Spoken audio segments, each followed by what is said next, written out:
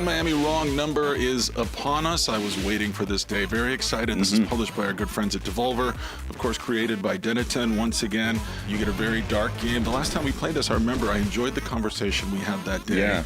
And I'm wondering if I'm going to enjoy this one too. It was creepy the first time, and it made us feel a little uncomfortable when we were playing. Yeah, I it. wasn't right when I played this game. So hyper-violent, and you know what?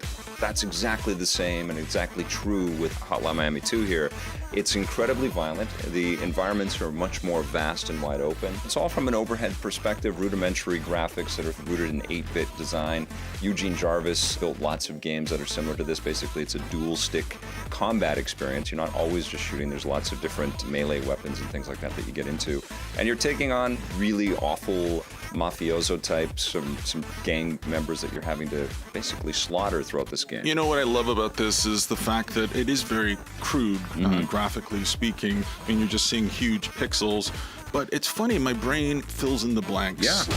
Weirdly enough. And, you know, I never really understood why I loved the first Hotline Miami so much.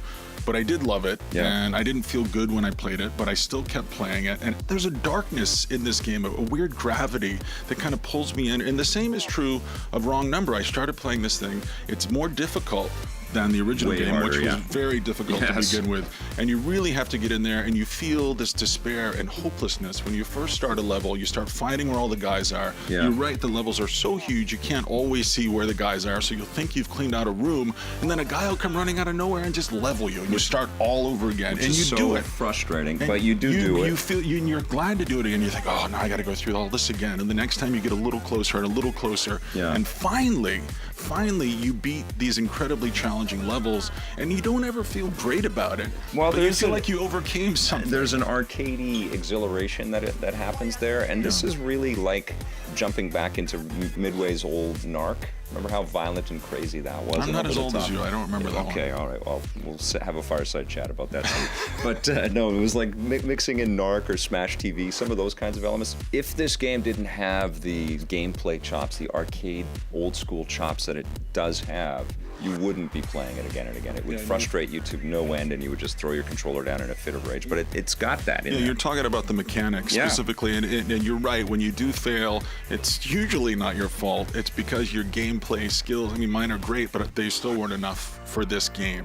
But the mechanics are on point through the whole thing. There's something kind of obtuse about it, and it takes a couple hours, I would say, before you can quite wrap your head effectively around how the controls work, around how you need to maneuver the cursor and how you need to maneuver your guy at the same time. But you do get good at it. You get better and better. You make more progress. I mean, this is one of those games where I play one level a day, and then I move on with the rest of my day. And even that one level I try to do, usually it takes about an hour. And it takes a long time for you to recognize that the weapons aren't what makes you so powerful in the game. You're just as effective silently creeping around and taking out everybody.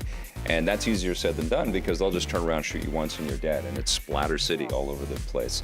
It is an expertly crafted game. It's very, very similar to the first game. I still don't understand why this works so well. It does why it's work. so addictive. I think it's got the VHS aesthetic. You see lots of video distortion on there. I love the music in there. The music is really oppressive, and it's like Tangerine Dream through chiptunes or something like that. It's a cool game. It's oppressive, and it makes you feel awful, but it's still super fun. No other game that makes me feel the way that this game makes me feel, and the way that the previous one made me feel. The only complaint I have about this is that it just feels like more of the same. And if you had enough with Hotline Miami 1, that's okay too, you know? There is something unique there, and I think it's kind of special, and I want to celebrate that. This is a 10 out of 10 for me. Really? You love it that much? I really did. He gets an 8 from me.